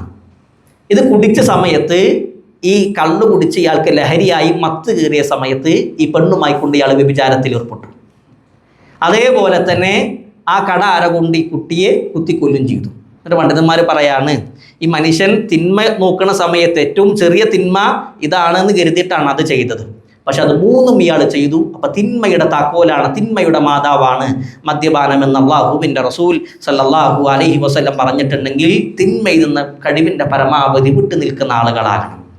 അതേപോലെ അള്ളാഹുവിൻ്റെ റസൂൽ സല്ലല്ലാഹു അലൈഹി വസല്ലം പറഞ്ഞു, ബദഅ അൽ ഇസ്ലാമു ഗരീബൻ, ഇസ്ലാം തുടക്കം കുറിച്ചത് അപരിചിതമായ നിലക്കാണ്. അഥവാ നന്മകൾ ചെയ്യാൻ ആളുകൾ കുറവുള്ള, ആ നന്മകൾ ചെയ്യാൻ ആളില്ലാത്ത അവസ്ഥയിലാണ് ഇസ്ലാം തുടക്കം കുറിച്ചത്. ഇസ്ലാമിൻ്റെ തുടക്ക കാലഘട്ടത്തിലൊക്കെ നന്മകൾ ചെയ്യാൻ ധാരാളം ആളുകളൊന്നുമില്ല, വളരെ കുറച്ച് ആളുകളെ ഉണ്ടായിരുന്നുള്ളൂ. എന്നിട്ട് പ്രവാചകൻ പറയാണ്, വസയഊദു കമാ ബദഅ ഗരീബൻ, എങ്ങനെയാണോ അത് തുടങ്ങിയത് അത് അതേപോലെ അവസാനിക്കുന്നൊരു കാലഘട്ടം വരും. അഥവാ ഇസ്ലാം അവസാന കാലഘട്ടത്തുമ്പോൾ തുടങ്ങിയ അതേ രൂപത്തിൽ തന്നെ നന്മകൾ ചെയ്യാൻ ആളുകൾ ഉണ്ടാകില്ല. നന്മയുടെ വക്താക്കളായിക്കൊണ്ട് പ്രവർത്തിക്കാനും ആളുകൾ ഉണ്ടാകില്ല. അങ്ങനെ ഒരു കാലം വരാനുണ്ട് എന്ന് റസൂലുള്ളാഹി സല്ലല്ലാഹു അലൈഹി വസല്ലം പറഞ്ഞു. എന്നിട്ട് പ്രവാചകൻ പറയാണ്, തീർച്ചയായും ആ എണ്ണം കുറഞ്ഞ ആളുകൾ, നന്മയിൽ ആ കാലഘട്ടത്തിൽ വർത്തിക്കുന്ന എണ്ണം കുറഞ്ഞ ആളുകൾക്ക് സ്വർഗം കൊണ്ട് മംഗളം എന്ന് പറഞ്ഞു. ആ എണ്ണം കുറഞ്ഞ ആളുകൾ ആരാണ്? അല്ലദീന യുസ്ലിഹൂന ഇദാ ഫസദന്നാസ്, ജനങ്ങൾ ചീത്തയാകുമ്പോൾ, ജനങ്ങൾ ഫസാദിലാകുമ്പോൾ, മലിനമാകുമ്പോൾ അവരെ നന്നാക്കുന്ന ആളുകളാണ് ആ എണ്ണം കുറഞ്ഞ ആളുകളെന്ന് റസൂലുള്ളാഹി സല്ലല്ലാഹു അലൈഹി വസല്ലം പറഞ്ഞിട്ടുണ്ടെങ്കിൽ വിശ്വാസികളായ നമ്മൾ നന്മയിൽ മത്സരിക്കുന്ന ആളുകളാകണം. ഞാൻ 2 ചരിത്രം പറയുന്നുണ്ട് ഈ സമയത്ത്. വിശ്വാസികളായ നമ്മൾ നന്മയിൽ മത്സരിക്കേണ്ടതുമായി ബന്ധപ്പെട്ട 2 ചരിത്രങ്ങൾ. ഒന്ന്, ഹിജറ 9-ാം വർഷം തബൂക്ക് യുദ്ധസമയം. മദീനയിലെ മരങ്ങൾക്ക് രോഗം ബാധിച്ച് പട്ടിണിയാണ്. സ്വഹാബത്തിൻ്റെ കയ്യിലൊന്നും ഒന്നുമില്ല. എല്ലാ ആളുകളും ഇസ്ലാമിനെ സഹായിക്കേണ്ട നിർബന്ധ ബാധ്യതയുള്ള സമയമാണ്. അപ്പോഴാണ് അള്ളാഹുവിൻ്റെ റസൂൽ സല്ലല്ലാഹു അലൈഹി വസല്ലം സ്വഹാബത്തിനോട് പറയാണ്, സ്വഹാബത്തെ എന്താണോ കയ്യിലുള്ളത് അതെല്ലാം നിങ്ങൾ കൊണ്ടുവരണം. ഉമർ റളിയല്ലാഹു അൻഹു പറയാണ്, അദ്ദേഹത്തിൻ്റെ ജീവിത കാലഘട്ടത്തിലെ ഏറ്റവും വലിയ ആഗ്രഹം അബൂബക്കർ സിദ്ദീഖ് റളിയല്ലാഹു അൻഹുവിനെ നന്മയുടെ വിഷയത്തിൽ ഒന്ന് പരാജയപ്പെടുത്തുക എന്നുള്ളതാണ്. ഉമർ റളിയല്ലാഹു അൻഹു അദ്ദേഹത്തിൻ്റെ വീട്ടിലെ സമ്പത്തിൻ്റെ പകുതി അള്ളാഹുവിൻ്റെ റസൂൽ സല്ലല്ലാഹു അലൈഹി വസല്ലമൻ്റെ കയ്യിൽ കൊണ്ടുവന്ന് കൊടുത്തു. ഇത് കൊടുത്ത സമയത്ത് ഫഖാല റസൂലുള്ളാഹി സല്ലല്ലാഹു അലൈഹി വസല്ലം മാ അബ്ഖൈത ലി അഹ്ലിക, അബൂബക്കർ കുടുംബത്തിന് വേണ്ടി എന്താണ് ബാക്കി വെച്ചിട്ടുള്ളത്? അദ്ദേഹം സമ്പത്ത് കൊണ്ടുവന്ന് കൊടുത്തല്ലോ. അപ്പം ഇനി എന്താണ് കുടുംബത്തിന് വേണ്ടി, ഭാര്യക്കും മക്കൾക്കും വേണ്ടി ബാക്കി വെച്ചിട്ടുള്ളത്? ഉമർ റളിയല്ലാഹു അൻഹു അതിന് കൊടുത്ത മറുപടി, മിസ്ലഹു, റസൂലെ ഇതിൻ്റെ പകുതി ഞാൻ വീട്ടിൽ ബാക്കി വെച്ചിട്ടുണ്ട്, പകുതി എങ്ങോട്ട് കൊടുത്തിട്ടുള്ളൂ, പകുതി എൻ്റെ കുടുംബത്തിന് വേണ്ടി മാറ്റി വെച്ചിട്ടുണ്ട്. രണ്ടാമത് അബൂബക്കർ സിദ്ദീഖ് റളിയല്ലാഹു അൻഹു കൊണ്ടുവന്ന് കൊടുത്തു. മുഹദ്ദിസുകളായ ആളുകൾ വിശദീകരിക്കുന്നുണ്ട്, ഉമർ റളിയല്ലാഹു അൻഹു കൊണ്ടുവന്നതിനേക്കാൾ കുറവാണ് അബൂബക്കർ റളിയല്ലാഹു അൻഹു കൊണ്ടുവന്നത്. അപ്പം ഇതിങ്ങനെ കണ്ട സമയത്ത് ഉമർ റളിയല്ലാഹു അൻഹു പറയാണ്, ഇപ്രാവശ്യമെങ്കിലും എനിക്ക് അബൂബക്കറിനെ ഒന്ന് പരാജയപ്പെടുത്താൻ കഴിഞ്ഞു എന്ന് ആശ്വസിച്ച് നിൽക്കുന്ന സമയത്താണ് അള്ളാഹുവിൻ്റെ റസൂലിൻ്റെ ചോദ്യം, മാ അബ്ഖൈത ലി അഹ്ലിക്, അബൂബക്കർ എന്താണ് കുടുംബത്തിന് വേണ്ടി ബാക്കി വെച്ചിട്ടുള്ളത്? അബൂബക്കർ റളിയല്ലാഹു അൻഹുവിൻ്റെ മറുപടി, അബ്ഖൈതു ലഹുമുല്ലാഹു വറസൂലുഹു, ഞാൻ എൻ്റെ വീട്ടിൽ ഞാൻ അവർക്ക് ബാക്കിയാക്കിയിട്ടുള്ളത് അള്ളാഹുവിനെയും റസൂലിനെയും മാത്രമാണ്. അഥവാ എല്ലാ സമ്പത്തും, എൻ്റെ വീട്ടിലെ എല്ലാ സമ്പത്തും റസൂലെ ഞാൻ കൊണ്ടുവന്നിട്ടുണ്ട്. അപ്പോൾ അത് അവസാനം ഉമർ റളിയല്ലാഹു അൻഹു പറഞ്ഞൊരു വാക്കുണ്ട്, ലാ ഉസാബികുക ഇലാ ഷൈഇൻ അബദാ, ഒരിക്കലും അബൂബക്കർ ഞാൻ നിങ്ങളുമായി കൊണ്ട് മത്സരം നടത്തൂല. കാരണം നന്മയുടെ വിഷയത്തിൽ നിങ്ങളുമായി കൊണ്ട് മത്സരിക്കുകയാണെങ്കിൽ എനിക്കൊരിക്കലും വിജയിക്കാൻ കഴിയില്ല എന്ന് അന്ന് ഉമർ റളിയല്ലാഹു അൻഹു പറഞ്ഞിട്ടുണ്ട്. രണ്ടാമത്തെ ചരിത്രം, ഹിജറ 2-ാം വർഷം സഅദ് ബിൻ ഹൈസമ റളിയല്ലാഹു അൻഹും വീട്ടിലിങ്ങനെ ഇരിക്കുകയാണ്. മകനായ സഅദും പിതാവായ ഹൈസമയും വീട്ടിലിരിക്കുന്ന സമയത്ത് പുറത്തുനിന്നൊരു ശബ്ദം കേട്ടു. ആ ശബ്ദം കേട്ടപ്പോൾ വാപ്പായ ഹൈസമ സഅദിനോട് പറഞ്ഞു, സഅദ എന്താണ് ആ ശബ്ദം? വാപ്പാൻ്റെ കുട്ടി അതൊന്ന് തിരക്കിയിട്ട് വാ. സഅദ് റളിയല്ലാഹു അൻഹു പുറത്തേക്ക് പോയി. കുറച്ച് സമയത്തിന് ശേഷം വന്നു. പിന്നെ ചുമലിൽ തൂക്കിയിട്ട് അദ്ദേഹത്തിൻ്റെ വാളും പരിചയെടുത്ത് പുറത്തേക്ക് ഇറങ്ങി. വാപ്പ ഹൈസമ ചോദിക്കാണ്, മോനെ നീ എവിടേക്കാണ് പോണേ? പാപ്പ, അള്ളാഹുവിൻ്റെ റസൂലിൻ്റെ കൽപ്പനയുണ്ട്, യുദ്ധത്തിന് ക്ഷണിച്ചിട്ടുണ്ട്, ഇനി നിന്ന് സംസാരിക്കാൻ സമയമല്ല, ഞാൻ പോവുകയാണ്. ഹൈസമ പറയാണ്, മോനെ നീ ചെറുപ്പാണ്, നിനക്ക് ഇനിയും ഒരുപാട് അവസരം കിട്ടും, വാപ്പ വാർദ്ധക്യത്തിലെത്തിയിട്ടുണ്ട്, അതുകൊണ്ട് ഈ പ്രാവശ്യം വാപ്പ യുദ്ധത്തിന് പോകട്ടെ, മോൻ അടുത്ത പ്രാവശ്യം പോകാം. സഅദ് റളിയല്ലാഹു അൻഹു പറയാണ്, വാപ്പ ഇത് സ്വർഗത്തിൻ്റെ വിഷയമാണ്, ഇത് ദീനിൻ്റെ വിഷയമാണ്. ദുനിയാവിൻ്റെ വിഷയമാണെങ്കിൽ ഞാൻ ചിലപ്പോൾ നിങ്ങൾക്ക് വിട്ടുതരുമായിരുന്നു, എന്നാൽ ഇത് സ്വർഗത്തിൻ്റെ വിഷയമാണ്, അതുകൊണ്ട് വിട്ടുതരൂല വാപ്പ. അവസാനം അവർ തർക്കായിന്ന നറുക്കെടുത്തു. നമുക്കൊക്കെ അറിയുന്ന ചരിത്രമാണ്. നറുക്കെടുത്തു. നറുക്ക് ലഭിച്ചത് സഅദ് ബിൻ ഖൈസമ എന്ന് പറയുന്ന മകനാണ്. പിതാവായ ഖൈസമയോട് അവസാനത്തെ സംഭാഷണമൊക്കെ നടത്തി, വാപ്പാനെ അവസാനമായിട്ട് ചേർത്ത് പിടിച്ച് ചുംബനങ്ങളൊക്കെ നൽകി അദ്ദേഹം തിരിച്ചു മടങ്ങുന്ന സമയത്ത് മഹാനായ ഖൈസമ റളിയല്ലാഹു അൻഹു പ്രാർത്ഥിക്കുന്നൊരു പ്രാർത്ഥനയുണ്ട്. അല്ലാഹുവേ, എൻ്റെ മകൻ ഖൈസമയെ, എൻ്റെ മകൻ സഅദിനെ ഇനി എനിക്ക് ദുനിയാവിൽ തിരിച്ചു തരണ്ട റബ്ബേ, നാളെ സ്വർഗത്തിൽ എനിക്ക് നൽകിയാൽ മതി എന്ന് പിതാവായ ഖൈസമ റളിയല്ലാഹു അൻഹു അവിടെ വെച്ച് പ്രാർത്ഥിച്ചിട്ടുണ്ടെങ്കിൽ അവരൊക്കെ നന്മയുടെ വിഷയത്തിൽ പരസ്പരം മത്സരിക്കായിരുന്നു. അതുകൊണ്ടാണ് അല്ലാഹു സുബ്ഹാനഹു തആല സൂറത്ത് ആൽ ഇംറാൻ 133 ആയത്തിൽ പറഞ്ഞു, വസാരിഉ ഇലാ മഗ്ഫിറത്തിൻ മിർ റബ്ബിക്കും, നിങ്ങൾ അല്ലാഹുവിൻ്റെ മഗ്ഫിറത്തിലേക്കും ആകാശഭൂമിയോളം വിശാലമായ സ്വർഗത്തിലേക്കും ധൃതിപ്പെട്ട് മുന്നേറുക. അവിടെ അല്ലാഹു പറഞ്ഞത് വസാരിഉ എന്നാണ്. എന്നാൽ സൂറത്ത് ഹദീദിൻ്റെ 21 ആയത്തിൽ അല്ലാഹു പറയാണ്, സാബിഖൂ ഇലാ മഗ്ഫിറത്തിൻ മിർ റബ്ബിക്കും, അള്ളാഹുവിൻ്റെ മഗ്ഫിറത്തിലേക്കും ആകാശഭൂമിയോളം വിശാലമായ അള്ളാഹുവിൻ്റെ സ്വർഗത്തിലേക്കും നിങ്ങൾ എന്ത് ചെയ്യണം? മത്സരിക്കണം, നിങ്ങൾ പരസ്പരം മത്സരം നടത്തണമെന്നും അള്ളാഹു സുബ്ഹാനഹു തആല പറഞ്ഞിട്ടുണ്ടെങ്കിൽ വിശ്വാസികൾ നന്മയുടെ വിഷയത്തിൽ പരസ്പരം മത്സരിക്കുന്ന ആളുകളായിരിക്കും. ഖാലിദ് ബിൻ മഅദാൻ എന്ന് പറയുന്ന താബിഈ പണ്ഡിതനുണ്ട്. അദ്ദേഹം പറയുന്ന മനോഹരമായൊരു വാക്കാണ്, ഇദാ ഫുതിയ ലി അഹദികും ബാബു ഖൈരിൻ ഫൽയുസ്രി ഇലൈഹി, നിങ്ങൾ ആരുടെങ്കിലും മുമ്പിൽ വെച്ച് അല്ലാഹു സുബ്ഹാനഹു തആല നന്മയുടെ വാതിൽ നിങ്ങൾക്ക് തുറന്നു തന്നാൽ നിങ്ങൾ അതിലേക്ക് ധൃതിപ്പെട്ട് മുന്നേറണം. അല്ലാഹു സുബ്ഹാനഹു തആല നന്മയുടെ വാതിൽ നിങ്ങൾക്ക് മുമ്പിൽ തുറക്കപ്പെട്ടാൽ നിങ്ങൾ അതിലേക്ക് എന്ത് ചെയ്യണം? ധൃതിപ്പെട്ട് മുന്നേറണം. കാരണം ഫഇന്നഹു ലാ യദ്രി മതാ യുഗ്ലഖു അൻഹു, എപ്പോഴാണ് ആ നന്മയുടെ വാതിൽ അള്ളാഹു അടക്കുക എന്നുള്ളത് നിങ്ങൾക്ക് പറയാൻ കഴിയില്ല. ഒരാൾക്ക് നന്മ ചെയ്യാൻ, ദീനി രംഗത്ത് പ്രവർത്തിക്കാൻ ഒരു അവസരം കിട്ടുമ്പോൾ അതിൽ ബാക്കിലേക്ക് നിൽക്കല്ല വേണ്ടത്. അപ്പോൾ ആ ദീനി രംഗത്ത് ശക്തമായിക്കൊണ്ട് പ്രവർത്തിക്കാൻ മുമ്പിലേക്ക് നിൽക്കണം. കാരണം എപ്പോഴാണ് ആ നന്മൻ്റെ വാതിൽ അള്ളാഹു അയാളുടെ മുമ്പിൽ വെച്ച് അടക്കുക എന്നുള്ളത് നമുക്ക് പറയാൻ കഴിയില്ല. അതുകൊണ്ടാണ് റസൂലുള്ളാഹി സ്വല്ലല്ലാഹു അലൈഹി വസല്ലം പറഞ്ഞത്, എല്ലാ കാര്യത്തിലും ഒരു അവധാനത നല്ലതാണ്, എടുത്തു ചാടാൻ പറ്റൂല. ഏത് വിഷയത്തിലാണെങ്കിലും, ഇപ്പോൾ ഒരു ജോലി നഷ്ടപ്പെട്ട അടുത്ത ജോലി നോക്കുകയാണ്, അല്ലെങ്കിൽ ഒരു കച്ചവടം കഴിഞ്ഞ് അടുത്ത കച്ചവടത്തിലേക്ക് നോക്കുകയാണ്, ഒരു വിവാഹത്തിൻ്റെ വിഷയമാണ്, ഏത് വിഷയത്തിലും ഒരു അവധാനത ഉണ്ടാകണം. ഒന്ന് ആലോചിച്ച്, ഒന്ന് ആ വിഷയം പഠിച്ച് ഇത് നല്ലതാണോ എന്നൊക്കെ നോക്കി നടത്തുക എന്നുള്ളത് അത് ഖൈറാണ്. എന്നാൽ അല്ലാഹുവിൻ്റെ റസൂൽ സല്ലല്ലാഹു അലൈഹി വസല്ലം പറഞ്ഞു, അത്തുദതു ഫീ കുല്ലി ഷൈഇൻ ഇല്ലാ ഫീ അമലിൽ ആഖിറ, എല്ലാ കാര്യത്തിലും അവധാനത നല്ലതാണ്. എടുത്തു ചാടാതെ ഒന്ന് ആലോചിച്ച് പഠിച്ച് കാര്യങ്ങൾ മനസ്സിലാക്കി ചെയ്യുക എന്നുള്ളത് നല്ലതാണ്. എന്നാൽ പരലോകത്തിൻ്റെ വിഷയത്തിലേക്ക് അവധാനത വേണ്ട ആവശ്യമില്ല. എപ്പോഴാണോ അവസരം കിട്ടണത് അപ്പോൾ നന്മയുടെ വക്താവായിക്കൊണ്ട് മുമ്പിലേക്ക് നിൽക്കണമെന്നാണ് ഇസ്ലാമിക പ്രമാണങ്ങൾ നമ്മളെ പഠിപ്പിക്കുന്നത്.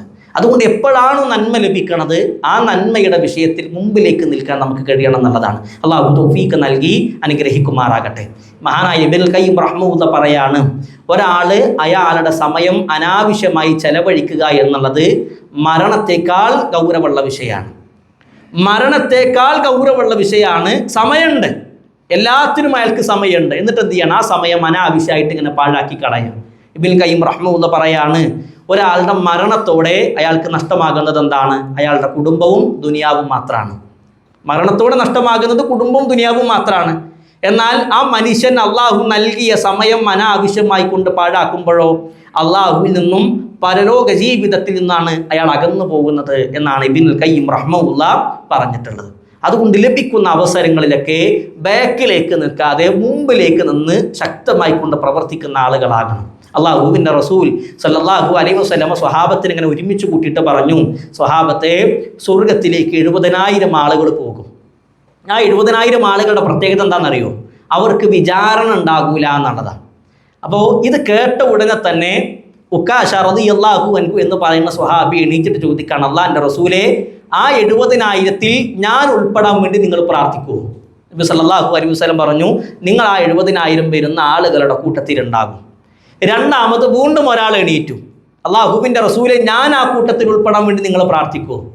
പ്രവാചകൻ പറഞ്ഞു സബഖക ബിഹാ ഉക്കാശ, നിന്നെ ഉക്കാശ മുൻകടന്നു. അഥവാ ആദ്യം ചോദിച്ചതാരാ? ഉക്കാശ റളിയല്ലാഹു അൻഹു ആണ്. അദ്ദേഹത്തിനാണ് അവസരം കിട്ടിയത്. എല്ലാ ആളുകൾക്കും ആ അവസരം ഉണ്ടാകൂല. ആദ്യം അദ്ദേഹം നന്മയിലേക്ക് മുന്നേറി, അതുകൊണ്ട് ആ അവസരം അദ്ദേഹത്തിന് ലഭിച്ചു എന്ന് റസൂലുള്ളാഹി സ്വല്ലല്ലാഹു അലൈഹി വസല്ലം പറഞ്ഞിട്ടുണ്ടെങ്കിൽ, നന്മകൾ നമ്മുടെ മുമ്പിൽ തുറക്കപ്പെടുമ്പോൾ അതിൽ നിന്ന് ബാക്കിലേക്ക് നിൽക്കാതെ കിട്ടുന്ന അവസരങ്ങളിൽ മുമ്പിലേക്ക് നിൽക്കാൻ റഹ്മാനായ റബ്ബ് തൗഫീക്ക് നൽകി അനുഗ്രഹിക്കുമാറാകട്ടെ. അല്ലാഹുവിൻ്റെ റസൂൽ സല്ലല്ലാഹു അലൈഹി വസല്ലം പറയാണ്, ഒരു കാലം വരാനുണ്ട്, ഖിയാമത്ത് നാളിനോട് അടുക്കുമ്പോൾ ഒരു സമയം വരാനുണ്ട്. അന്നൊരു മനുഷ്യന് നന്മ ചെയ്യുക എന്ന് പറഞ്ഞാൽ അയാളുടെ കയ്യിൽ തീക്കട്ട വെച്ച് നിൽക്കുന്നവനെ പോലെ ആയിരിക്കും. ഒരു കാലം വരാനുണ്ട്, ഖിയാമത്ത് നാളിനോട് അടുക്കുന്ന സമയത്ത് ആ കാലഘട്ടത്തിൽ ഒരാൾ നന്മകൾ ചെയ്യാൻ, അല്ലെങ്കിൽ ആ നന്മകളിൽ ക്ഷമിച്ച് നിൽക്കുക എന്ന് പറഞ്ഞാൽ, നമ്മുടെ ഉള്ളം കയ്യിൽ തീക്കട്ട വെച്ചാൽ എന്തായിരിക്കും നമുക്ക് ഉണ്ടാകുന്ന അവസ്ഥ? അതുപോലെ ആയിരിക്കും ആ മനുഷ്യനുണ്ടാകുക. അപ്പോൾ അല്ലാഹുവിൻ്റെ റസൂൽ സല്ലല്ലാഹു അലൈഹി വസല്ലം പറയാണ്, ആ കാലഘട്ടത്തിലും നന്മകൾ ചെയ്യുന്ന ആളുകൾക്ക് അജ്റു 50 ആളുകൾ പ്രവർത്തിച്ചതിൻ്റെ കൂലി ഉണ്ടാകുന്നതാണ്. ഖിയാമത്ത് നാൾ അടുക്കുന്ന സമയത്ത് ഒരു മുസ്ലിമിനെ അവൻ്റെ അടയാളങ്ങൾ പ്രകടമായി കൊണ്ട് ജീവിക്കാൻ കഴിയാത്തൊരവസ്ഥ വരും. ഇപ്പം താടി നീട്ടി വളർത്തുക എന്ന് പറഞ്ഞാൽ ആളുകൾ കളിയാക്കും. പുറത്തേക്ക് ഇറങ്ങുന്ന സമയത്ത് പർദ്ദ ധരിച്ച് സലഫി സ്കാർഫ് ഇട്ട് നിക്കാബ് ഇട്ട് പുറത്തേക്ക് ഇറങ്ങുക എന്ന് പറഞ്ഞാൽ പ്രയാസം ഉണ്ടാകുന്ന ഒരു കാലം വരും. അല്ലാഹുവിൻ്റെ റസൂൽ സല്ലല്ലാഹു അലൈഹി വസല്ലം പറഞ്ഞു, ഖിയാമത്ത് നാൾ അടുക്കുമ്പോൾ ഭക്ഷണ തളികയിലേക്ക് ആർത്തി പൂണ്ട് ഭക്ഷണ കൊതിയന്മാർ വരുന്നത് പോലെ എൻ്റെ ഉമ്മത്തിന് നേരേക്ക് എല്ലാ ആളുകളും തിരിയും. വല്ലാത്ത ഫിത്നയായിരിക്കും ആ കാലഘട്ടം. അന്നൊരു വിശ്വാസി വിശ്വാസത്തോടു കൂടി ജീവിക്കുക എന്ന് പറഞ്ഞാൽ അവൻ്റെ ഉള്ളം കയ്യിൽ ഒരു തീക്കട്ട വെച്ചവനെ പോലെ ആയിരിക്കും. എന്നാൽ ആ കാലഘട്ടത്തിലും റബ്ബിനെ ഭയപ്പെട്ടുകൊണ്ട് ഇസ്ലാമിക അടയാളങ്ങൾ പ്രകടമായി കൊണ്ട് ജീവിക്കുന്ന ആളുകൾക്ക് 50 പേര് പ്രവർത്തിച്ചതിൻ്റെ കൂലി ഉണ്ടാകും. സ്വഹാബത്തിൻ്റെ ചോദ്യം, അല്ലാഹുവിൻ്റെ റസൂലേ, ഞങ്ങളുടെ കൂട്ടത്തിൽ 50 പേരാണോ, അതല്ല അവരുടെ കൂട്ടത്തിൽ നമ്മുടെയൊക്കെ കൂട്ടത്തിലുള്ള 50 പേരാണോ, പിൽക്കാലക്കാരായ 50 പേരാണോ? അല്ലാഹുവിൻ്റെ റസൂല് പറയാണ്, 50 മിൻകും. സ്വഹാബത്തെ, നിങ്ങളുടെ കൂട്ടത്തിൽ 50 പേര് പ്രവർത്തിച്ചതിൻ്റെ കൂലി അന്ന് നന്മകൾ ചെയ്യുന്നവർക്ക് ലഭിക്കുമെന്ന് റസൂലുള്ളാഹി സ്വല്ലല്ലാഹു അലൈഹി വസല്ലം പറഞ്ഞിട്ടുണ്ടെങ്കിൽ, ലഭിക്കുന്ന നന്മകളെ നമ്മൾ നഷ്ടപ്പെടുത്താൻ പറ്റൂല. അള്ളാഹു തൗഫീക്ക് നൽകട്ടെ.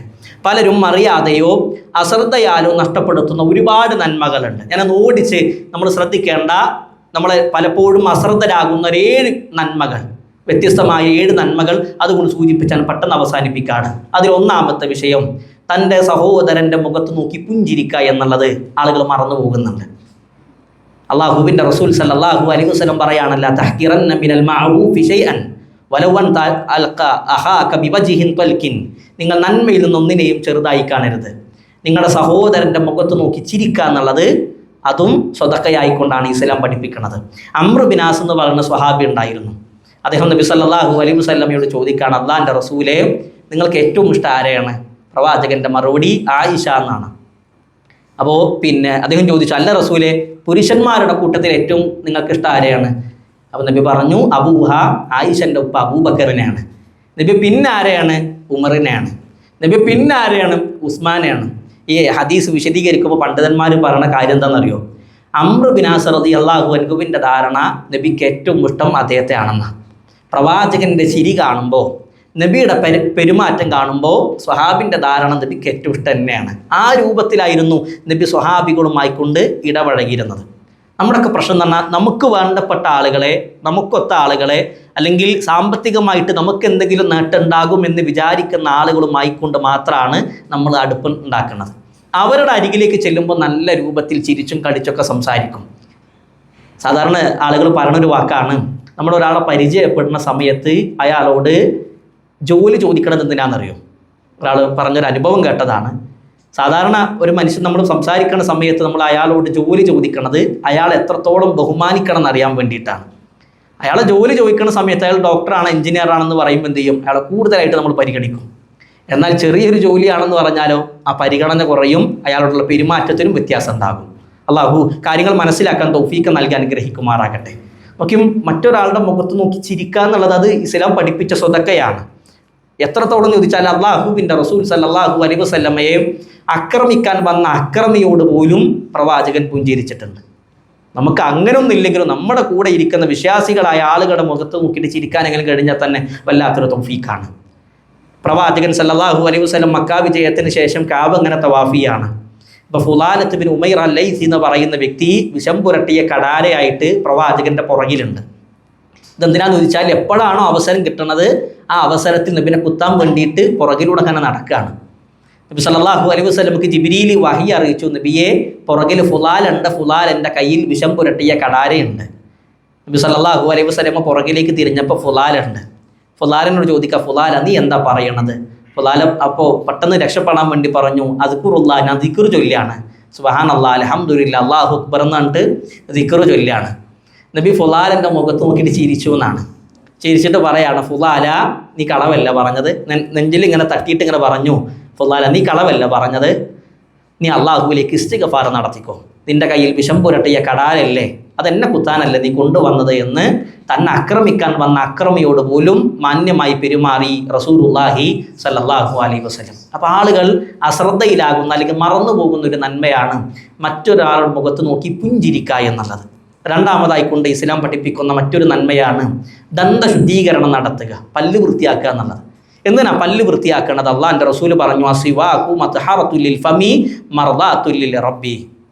പല്ല് തേക്കുക എന്നുള്ളത് വായക്ക് വൃത്തിയും റബ്ബിന് തൃപ്തിയുമാണ് എന്നുള്ളതാണ്. ഒരാൾ പല്ല് വൃത്തിയാക്കുന്നത് വായക്ക് വൃത്തിയാണ്, അള്ളാഹുവിന് തൃപ്തിയുള്ള വിഷയമാണ്. ഈ ഹദീസിനെ വിശദീകരിച്ചുകൊണ്ട് മുഹദ്ദിസുകൾ പറയാണ്, അസിവാഖ് മുസ്തഹബ്ബുൻ ഫീ ജമീഇൽ ലൗകാത്തി മിനൽ ലൈലി ഔ ഫിന്നഹാർ. രാത്രിയാകട്ടെ പകലാകട്ടെ ഏത് സമയത്തും പല്ല് തേക്കുക എന്നുള്ളത് ഇസ്ലാം ഏറെ പുണ്യകരമായി പഠിപ്പിച്ച കാര്യമാണ്. പല്ല് തേക്കൽ ഏറെ പ്രാധാന്യമുള്ള സമയങ്ങൾ ഏതൊക്കെയെന്നറിയോ? ഒന്ന് ഉറക്കുന്ന എണീറ്റാലാണ്. രണ്ട് ഖുർആൻ ഓതാനിരുന്നാൽ. നമ്മൾ ഖുർആൻ ഓതാനിരുന്നാൽ ഇനിയിപ്പോൾ ഒന്നുമില്ല, ബ്രഷോ അല്ലെങ്കിൽ അറാക്കൊന്നില്ലെങ്കിൽ വെറുതെ നമ്മുടെ വിരൽ കൊണ്ടൊന്നെങ്കിലും പല്ലൊന്ന് വൃത്തിയാക്കി വായൊന്ന് കുപ്പിച്ചാൽ അതിനും കൂലിയുണ്ട്. മൂന്നാമതായിക്കൊണ്ട് വീട്ടിൽ പ്രവേശിച്ചാൽ അള്ളാഹിൻ്റെ റസൂലിൻ്റെ പ്രത്യേകതയാണ്, കാരണം ഇദാ ദഖല ബൈതഹു ബദഅ ബിസിവാക്. അള്ളാഹിൻ്റെ റസൂൽ ആദ്യം വീട്ടിലേക്ക് പോയാൽ പല്ല് തേക്കും, എന്നിട്ടാണ് ഭാര്യമാരുടെ അരികിലേക്ക് പോലും ചെല്ലുമായിരുന്നത്. പിന്നെ നാലാമതായിക്കൊണ്ട് ഓരോ വുളൂഇൻ്റെ സമയത്തും പ്രവാചകൻ വുളൂ ചെയ്യുമായിരുന്നു. ഓരോ വുളൂഇൻ്റെ സമയത്തും പ്രവാചകൻ പല്ല് തേക്കുമായിരുന്നു. ഇതാണ് ആളുകൾ അശ്രദ്ധയിലാകുന്ന രണ്ടാമത്തെ നന്മ. മൂന്നാമത്തെ നന്മ, യാത്ര കഴിഞ്ഞ് തിരിച്ച് നാട്ടിലേക്ക് എത്തിയാൽ പള്ളിയിൽ കയറി 2 റക്അത്ത് നിസ്കരിക്കുക. ചിലപ്പോൾ ഞാൻ അതിങ്ങനെ പറയുമ്പോഴായിരിക്കും അങ്ങനെ ഒരു സുന്നത്തുണ്ട് എന്ന് തന്നെ ചില ആളുകൾ അറിയാം. അള്ളാഹു കാര്യങ്ങൾ മനസ്സിലാക്കാൻ തൗഫീഖ് കൊടുക്കട്ടെ. ജാബിർ റളിയല്ലാഹു അൻഹു പറയാണ്, എൻ്റെ കയ്യിൽ നിന്ന് പ്രവാചകൻ ഒരു ഒട്ടകം കടം വാങ്ങി, എന്നിട്ട് നബി യാത്ര പോയി. തിരിച്ചു വന്നിട്ട് അള്ളാഹുവിൻ്റെ റസൂൽ ആദ്യം ചെയ്തത് എന്താണെന്നറിയോ? പള്ളിയിൽ കയറി, എന്നിട്ട് 2 റക്അത്ത് നിസ്കരിച്ചു. എന്നിട്ടാണ് പ്രവാചകൻ വീട്ടിലേക്ക് പോയത്. ഈ പറയുന്ന ഞാനടക്കം പലപ്പോഴും ശ്രദ്ധിക്കാത്ത വിഷയമാണ്. പക്ഷെ നമ്മളൊക്കെ എന്ത് ചെയ്യണം? ആ ഒരു വിഷയം കഴിവിൻ്റെ ഗൗരവത്തിൽ എന്ത് ചെയ്യണം? ഈ ഒരു പ്രാധാന്യത്തെ കാണണം. ഈ ഹദീസ് വിശദീകരിച്ചുകൊണ്ട് മഹാനായ പണ്ഡിതൻ ഇബ്നു ഉസൈമിൻ റഹ്മത്തുള്ളാഹി പറയാണ്, അദ്ദേഹത്തിൻ്റെ റിയാദ് സ്വാലിഹീൻ എന്ന് പറയുന്ന ഗ്രന്ഥത്തിൽ ഈ സുന്നത്ത് പറഞ്ഞിട്ട് അദ്ദേഹം പറയാണ്, പല ആളുകളും വിസ്മരിച്ചു പോകുന്ന, പല ആളുകളും അശ്രദ്ധയിലായി പോകുന്ന ഒരു സുന്നത്താണ് ഈ സുന്നത്ത് എന്നുള്ളത്. അതുകൊണ്ട് കഴിവിൻ്റെ പരമാവധി ഈ സുന്നത്തിനെ ജീവിതത്തിൽ പകർത്താൻ അള്ളാഹു തൗഫീഖ് നൽകട്ടെ. നാലാമത്തെ വിഷയം, നമസ്കരിക്കുന്ന സമയത്ത് മറ സ്വീകരിക്കുക എന്നുള്ളത്. നമസ്കരിക്കുന്ന സമയത്ത് എന്ത് ചെയ്യുക? മറ സ്വീകരിക്കുക. പല ആളുകളും എന്ത് ചെയ്യാറില്ല, അത് ശ്രദ്ധിക്കാറില്ല. നിസ്കരിക്കുന്ന സമയത്ത് എന്ത് ചെയ്യും? നേരെ മുമ്പിൽ നിന്നുകൊണ്ട് കൈയ്യണ്ട് കൊട്ടും. ചിലപ്പോൾ തൊട്ടപ്പുറത്തൊരു തൂണുണ്ടാകും, അല്ലെങ്കിൽ ഒരു ചെയർ ഉണ്ടാകും, അതിൻ്റെ പുറകിൽ വന്ന് നിസ്കരിക്കാം. അപ്പോൾ നമസ്കാരത്തിൽ മറ സ്വീകരിക്കുക എന്ന് പറഞ്ഞാൽ അത് അനിവാര്യമാണ്. അത് പല ആളുകളും ശ്രദ്ധിക്കണില്ല. മുമ്പിൽ മറ ഉണ്ടെങ്കിലും, മുമ്പിലൊരു തൂണുണ്ടെങ്കിലും, അല്ലെങ്കിൽ ഒരു നിസ്കാരത്തിൻ്റെ സ്റ്റാൻഡ് അവിടെ ഉണ്ടെങ്കിലും അതിൻ്റെ പുറകിലൊന്നും പോയി നിസ്കരിക്കാതെ നേരെ വന്നിട്ട് എന്ത് ചെയ്യും? മറ ഒന്നും സ്വീകരിക്കാതെ നിസ്കരിക്കും. അങ്ങനെ പാടില്ല. നിസ്കരിക്കണ സമയത്ത് എന്ത് ചെയ്യണം? മറ സ്വീകരിക്കണം. അള്ളാഹുവിൻ്റെ റസൂല് പറയാണ്, ഇദാ സ്വല്ല അഹദുക്കും ഫൽയുസല്ലി ഇലാ സുത്രത്തിൻ. നിങ്ങൾ നമസ്കരിക്കണ സമയത്ത് ഒരു മറ മുമ്പിൽ വെക്കണം, എന്തെങ്കിലും ഒരു മറ. എന്നിട്ട് ആ മറൻ്റെ പുറകിൽ നിന്നായിരിക്കണം നിങ്ങൾ നിസ്കരിക്കേണ്ടത്. നബിയുടെ പ്രത്യേകത എന്താണെന്നറിയോ? അള്ളാഹുവിൻ്റെ റസൂൽ സല്ലല്ലാഹു അലൈഹി വസല്ലം നബി മറയുടെ അടുത്ത് നിൽക്കുമായിരുന്നു. അഥവാ പ്രവാചകൻ നിൽക്കുമ്പോൾ ചുമരിൻ്റെയും ഇടയിൽ 3 മുഴമായിരുന്നു എന്തിരുന്നത്? ദൂരം ഉണ്ടായിരുന്നത് എന്നുള്ളതാണ്. പ്രവാചകൻ സുജൂദ് ചെയ്ത് ആ സുജൂദ് ചെയ്യുന്ന സ്ഥലവും മറൻ്റെയും ഇടയിൽ ഒരാട്ടിൻകുട്ടിക്ക് നടന്നു പോകാനുള്ള ദൂരം ഉണ്ടായിരുന്നു. അത്രത്തോളം അടുത്ത് പ്രവാചകൻ നിസ്കരിക്കും. അഥവാ നമ്മൾ എന്ത് ചെയ്തു? ഇപ്പോൾ സുജൂദ് ചെയ്ത് നമ്മൾ മുമ്പിൽ വെക്കുന്ന മറ, അതിൻ്റെ ഇടയിലൂടെ എന്ത് ചെയ്യണം? ഒരാട്ടിൻകുട്ടിക്ക് നടന്നു പോകാനുള്ള ദൂരമെങ്കിലും ഉണ്ടാകണം എന്നാണ് നമുക്ക് ഇസ്ലാമിക പ്രമാണങ്ങൾ നമ്മളെ പഠിപ്പിക്കുന്നത്. പല ആളുകളും അശ്രദ്ധയിലാകുന്ന അല്ലെങ്കിൽ പല ആളുകളും അവഗണിക്കുന്ന ഒന്നാണ് മറ സ്വീകരിക്കാതിരിക്കുക. 5-മത് സൊഫ് ശരിയാക്കി നിൽക്കുക എന്നുള്ളതാണ്. നമ്മുടെ നാട്ടിലൊക്കെ പലപ്പോഴും ആ വിഷയത്തിൽ വളരെ ഗൗരവം കാണാറുണ്ട്. എന്നാൽ ഇവിടെ എന്ത് ചെയ്യുന്നില്ല, എങ്ങനെ കാലുകൾ അടുപ്പിച്ചാലും പല ആളുകളും വിളിക്കുകയാണ്. നമ്മൾ പരമാവധി എന്ത് ചെയ്യണം, കാലുകൾ ചേർത്തി വെക്കണം. അള്ളാഹിൻ്റെ റസൂൽ പറഞ്ഞു, സൊഫ്ഫു സുഫൂഫക്കും, നിങ്ങൾ എന്ത് ചെയ്യണം, സൊഫുകൾ ചേർത്തി നിൽക്കണം. കാരണം സൊഫിൻ്റെ പൂർണ്ണത എന്ന് പറഞ്ഞാൽ നിസ്കാരത്തിൻ്റെ പൂർണ്ണതയാണെന്ന് റസൂലുള്ളാഹി സ്വല്ലല്ലാഹു അലൈഹി വസല്ലം പറഞ്ഞു. നിങ്ങൾ സൊഫിൽ വിടവുണ്ടായാൽ ആ വിടവിൻ്റെ ഭാഗത്ത് പിശാച് നിൽക്കുമെന്നും റസൂലുള്ളാഹി സ്വല്ലല്ലാഹു അലൈഹി വസല്ലം പറഞ്ഞിട്ടുണ്ട്. അപ്പോൾ കാലുകൾ എന്ത് ചെയ്യണം, അടുപ്പിച്ച് നിൽക്കണം. പല ആളുകളും കാല് വെക്കുന്ന രീതി എന്ന് പറഞ്ഞാൽ വളഞ്ഞിട്ട് അല്ലെങ്കിൽ ചെരിഞ്ഞിട്ടാണ് വെക്കുക. നമ്മൾ കാല് വെക്കുന്ന സമയത്ത് കിബിലക്ക് നേരെയായിട്ടാണ് നമ്മുടെ കാല് വെക്കേണ്ടത്. ശ്രദ്ധിക്കണേ, നമ്മുടെ കാലുകൾ എന്ത് ചെയ്യണം, കിബിലക്ക് നേരെയാക്കി വെക്കണം. നേരെയാക്കി വെക്കുമ്പോൾ മറ്റേ ആളെ കാല് വെക്കുമ്പോൾ ചെയ്യും, അത് ചേർത്തി വെക്കണം. ആ കാലിൻ്റെ പള്ള ചേർത്തി വെക്കാൻ കഴിയും. ചുമലുകളും തമ്മിൽ ചേർത്തി വെക്കണം. ഇങ്ങനെയാണ് എന്ത് ചെയ്യേണ്ടത്, സൊഫ് നിൽക്കേണ്ടത്. ഇനി നമ്മളൊരു കാല് വെച്ച സമയത്ത് അയാൾ കാല് വലിക്കുകയാണെങ്കിൽ കുഴപ്പമില്ല, അത് അയാളുടെ അരികിലേക്ക് വീണ്ടും പോകേണ്ട ആവശ്യമൊന്നുമില്ല. നമ്മൾ എന്ത് ചെയ്യുക, കഴിവിൻ്റെ പരമാവധി ചേർത്ത് നിൽക്കാൻ നോക്കുക. ചില ആളുകൾ എത്ര അടുപ്പിച്ചാൽ എന്ത് ചെയ്യും, അവരടുക്കാൻ നോക്കൂല, അവർ വീണ്ടും ദൂരേക്ക് പോകും. അള്ളാഹു കാര്യങ്ങൾ മനസ്സിലാക്കാൻ തൗഫീക്ക് നൽകട്ടെ.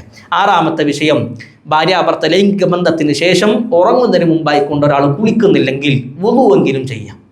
ഒരാൾ ഭാര്യയുമായി കൊണ്ട് ലൈംഗിക ബന്ധത്തിൽ ഏർപ്പെട്ടു, അയാൾക്ക് അന്ന് ആ സമയത്ത് കുളിക്കാൻ തോന്നുന്നില്ല എങ്കിൽ ഉറങ്ങുന്നതിന് മുമ്പായിക്കൊണ്ട് ലൈംഗിക അവയവം വൃത്തിയാക്കി എന്നിട്ട് എന്ത് ചെയ്യുക, വുളുവെങ്കിലും ചെയ്യുക. നബി സല്ലല്ലാഹു അലൈഹി വസല്ലം പറഞ്ഞു, നിങ്ങൾ ഉറങ്ങുന്ന സമയത്ത് വുളു ചെയ്യണം. എന്തിനാ വുളു ചെയ്യണത്? മൻ ബാത ത്വാഹിറൻ, ആരെങ്കിലും രാത്രി ഉറങ്ങുന്ന സമയത്ത് ശുദ്ധിയോടുകൂടി ഉറങ്ങിയാലോ, അള്ളാഹുവിൻ്റെ റസൂൽ സല്ലല്ലാഹു അലൈഹി വസല്ലം പറയാണ്, ഒരു മലക്ക് അവിടെ വെച്ച് അവന് പ്രാർത്ഥിക്കും, അല്ലാഹുമ്മ ഗ്ഫിർ ലി അബ്ദിക ഫുലാൻ ഫഇന്നഹു ബാത ത്വാഹിറൻ. മലക്ക് പ്രാർത്ഥിക്കുന്നതാണ്, അള്ളാഹുവേ ഈ അടിമക്ക് നീ പുറത്തു കൊടുക്കണേ, അവൻ ഉറങ്ങിയ സമയത്ത് ശുദ്ധിയായിക്കൊണ്ടാണ് ഉറങ്ങിയിട്ടുള്ളത്. നമ്മൾ ഓരോരുത്തരും ആലോചിക്കുക, ഇന്നലെ രാത്രി നമ്മൾ ഉറങ്ങിയപ്പോൾ നമ്മൾ എത്ര പേര് വുളു എടുത്തിട്ടുണ്ട്? പുരുഷന്മാരും സ്ത്രീകളും ആലോചിക്കുക. നമ്മൾ ഇന്നലെ ആ രൂപത്തിൽ ഉറങ്ങിയിട്ടുണ്ടെങ്കിൽ ചൊല്ലേണ്ട പ്രാർത്ഥനകളും ശരീരം മുഴുവനും തടവി വലതു ഭാഗത്തേക്ക് ചെരിഞ്ഞിട്ടാണ് നമ്മൾ കടന്നതെങ്കിൽ മലക്ക് നമുക്ക് പ്രാർത്ഥിച്ചിട്ടുണ്ട്. നമ്മൾ എത്ര ആളുകൾക്ക് ആ പ്രാർത്ഥന കിട്ടിയിട്ടുണ്ട് എന്നുള്ളത് നമ്മൾ ആലോചിക്കാം. അവസാനമായിട്ട് സൂചിപ്പിക്കാനുള്ളത് 7-മത്തെ പോയിന്റ്, ഭക്ഷണത്തിന് ശേഷം വിരലുകൾ എന്ത് ചെയ്യുക, നക്കി തുടക്കുക എന്നുള്ളതാണ്. ചില ആളുകൾക്ക് ഇന്ന് അതൊരു മോശമാണ്. ഒരു സദസ്സിലേക്ക് ഇരിക്കുമ്പോൾ അതെങ്ങനെ മറ്റുള്ള ആളുകൾ, എൻ്റെ ബോസൊക്കെ എൻ്റെ മുമ്പിൽ ഇരിക്കുകയാണ്, എങ്ങനെ അയാളുടെ മുമ്പിൽ വെച്ചത് ഇങ്ങനെ ചെയ്യാം? അള്ളാഹിൻ്റെ റസൂലിൻ്റെ സുന്നത്താണ്, ഭക്ഷണം കഴിച്ചാൽ വിരലുകൾ എന്ത് ചെയ്യണം, നക്കി തുടക്കണം. ഇദാ അകല അഹദുക്കും ഫലാ യംസ യദഹു ഹത്താ യൽഅഖഹ ഔ യുൽഅഖഹ. നിങ്ങൾ എന്ത് ചെയ്യണം, വിരലുകൾ നക്കി തുടക്കുന്നത് വരെ കൈ വൃത്തിയാക്കല്ലേ, കൈ കഴുകല്ലേ, കൈ തുടച്ച് കളയല്ലേ എന്ന റസൂലുള്ളാഹി സ്വല്ലല്ലാഹു അലൈഹി വസല്ലമയുടെ ഹദീസ് ഉണ്ട്. എന്തിനാണ് ആ വിരലുകൾ വരെ നക്കി തുടക്കാൻ പറഞ്ഞത്? ഇന്നക്കും ലാ തദ്റൂന ഫി അയ്യി തആമിക്കും അൽ ബറക. ഏത് ഭക്ഷണത്തിലാണ് ബർക്കത്ത് എന്ന് നിങ്ങൾക്കറിയില്ല. ചിലപ്പോൾ നിങ്ങൾ വിരലിൻ്റെ ഭാഗത്തുള്ള ഭക്ഷണത്തിലായിരിക്കും ബർക്കത്ത് ഉണ്ടാകുക, അതായിരിക്കും നിങ്ങൾ പോയി കഴുകിക്കളയണത്. അതുകൊണ്ട് ആ വിരലിൻ്റെ ഭാഗത്തുള്ള ഭക്ഷണം വരെ നിങ്ങൾ നക്കി തുടക്കണമെന്ന് റസൂലുള്ളാഹി സ്വല്ലല്ലാഹു അലൈഹി വസല്ലം പറഞ്ഞിട്ടുണ്ടെങ്കിൽ നന്മയുടെ വക്താക്കളായിക്കൊണ്ട് മാറുക എന്ന് പറഞ്ഞാൽ കുറച്ച് പ്രയാസമാണ്. പക്ഷേ അത് കഴിവിൻ്റെ പരമാവധി ജീവിതത്തിൽ പകർത്തുക. നമ്മളൊക്കെ ഒന്ന് മനസ്സ് വെച്ചാൽ ചെയ്യാൻ കഴിയുന്ന 7ഓളം കാര്യങ്ങളാണ് ഇവിടെ സൂചിപ്പിച്ചത്. അള്ളാഹു കാര്യങ്ങൾ യഥാവിധി പറയാനും ആ പറയുന്ന കാര്യങ്ങളിലെ ഗുണപാഠങ്ങൾ നമുക്ക് മനസ്സിലാക്കാനുള്ള തൗഫീക്കും റഹ്മാനായ റബ്ബ് നമുക്ക് നൽകി അനുഗ്രഹിക്കുമാറാകട്ടെ. അപ്പോൾ ഇന്ന് സൂചിപ്പിച്ച വിഷയം നന്മയുടെ വാഹകരാവുക എന്നുള്ള വിഷയത്തെക്കുറിച്ചിട്ടാണ്. കഴിവിൻ്റെ പരമാവധി എന്ത് ചെയ്യുക, നന്മയുടെ മേഖലകളിൽ പ്രവർത്തിക്കുക. സ്വാഭാവികമാണ്, എല്ലാ നന്മകളും എല്ലാ കാര്യങ്ങളും ഒരാൾക്ക് പൂർണ്ണമായിട്ടും ചെയ്യാൻ കഴിയുന്നില്ല. എന്നാലും മാക്സിമം എന്ത് ചെയ്യുക, ജീവിതത്തിൽ നന്മകൾ തുടർത്താൻ അള്ളാഹു തൗഫീക്ക് നൽകട്ടെ. അള്ളാഹു നമ്മളിന്ന് വന്നു പോയിട്ടുള്ള ചെറുതും വലുതുമായ തെറ്റുകുറ്റങ്ങൾ പുറത്ത് മാപ്പാക്കി തരുമാറാകട്ടെ. നമ്മുടെ കൂട്ടത്തിൽ മരണപ്പെട്ടവരുടെ കബറിടം അവൻ വിശാലമാക്കി കൊടുക്കുമാറാകട്ടെ. അവരെയും നമ്മെയും അവൻ്റെ ജന്നാത്തിൽ ഫിർദൗസിൽ ഒരുമിച്ച് കൂട്ടുമാറാകട്ടെ. അള്ളാഹുവിൻ്റെ ജന്നാത്തിൽ ഫിർദൗസിൽ റസൂലുള്ളാഹി സ്വല്ലല്ലാഹു അലൈഹി വസല്ലമയുടെ കൂടെ അള്ളാഹുവിനെ കാണുന്ന ഭാഗ്യവാന്മാരിൽ അള്ളാഹു എന്നെയും നിങ്ങളെയും ഉൾപ്പെടുത്തി അനുഗ്രഹിക്കുമാറാകട്ടെ. അല്ലാഹുമ്മ ജർനാ മിനന്നാർ, اللهم اجرنا من النار، اللهم اجرنا من النار. ربنا آتنا في الدنيا حسنة وفي الآخرة حسنة وقنا عذاب النار. آمين آمين برحمتك يا أرحم الراحمين والحمد لله رب العالمين. السلام عليكم ورحمة الله وبركاته.